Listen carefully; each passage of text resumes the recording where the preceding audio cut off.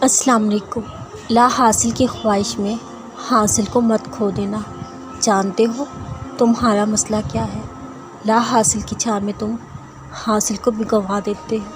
تم ضد کرتے ہو، اسی کے پیچھے بھاگتے چلے جاتے ہو جس کو اللہ تم سے دور کر دیتا ہے۔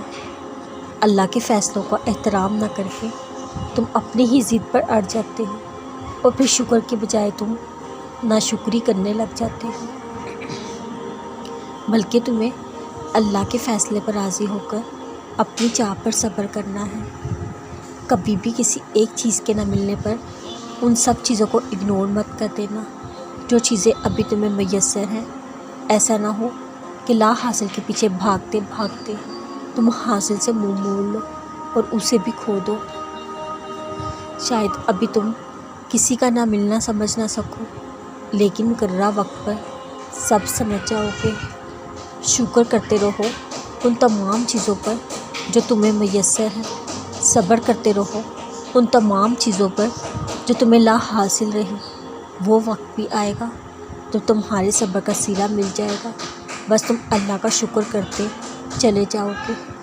اللہ کی ذات رحمان رحیم ہے، وہ تو بن مانگے عطا کر دیتا ہے۔ پھر کیوں سوچتے ہو وہ تمہاری پکار پر تمہیں عطا نہیں کرے گا؟ اسے تو تمہاری پکار پسند آ گئی ہے، وہ تمہیں بار بار سننا چاہتا ہے۔ تم تو خوش قسمت ہو، اس نے دنیا کی اربوں کی آبادی میں تمہاری پکار پسند کر لی۔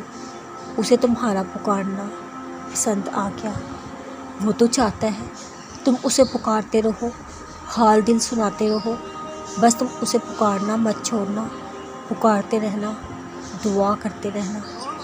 ان قریب تمہاری دعائیں قبول ہوں گی، تمہارے گمان میں بھی نہ ہوگا، کچھ ایسا معجزہ کر دکھائے گا، ان قریب تم خوش ہو جاؤ گے۔ کبھی ایسا ہوا ہوگا تمہارے ساتھ کہ ایسے ہی کچھ پڑھتے پڑھتے تمہارے سامنے قرآن کی کوئی آیت آئی، اسے پڑھ کر تمہارے دل میں سکون اتر گیا، تم نے محسوس کیا ہو جیسے کہ میرے لیے ہی ہے، یا تمہیں اپنے کسی سوال کا جواب مل گیا۔ یہ اچانک نہیں ہوا، بلکہ تمہیں تمہاری پکار کا جواب مل جانا اللہ ہی کی طرف سے ہے۔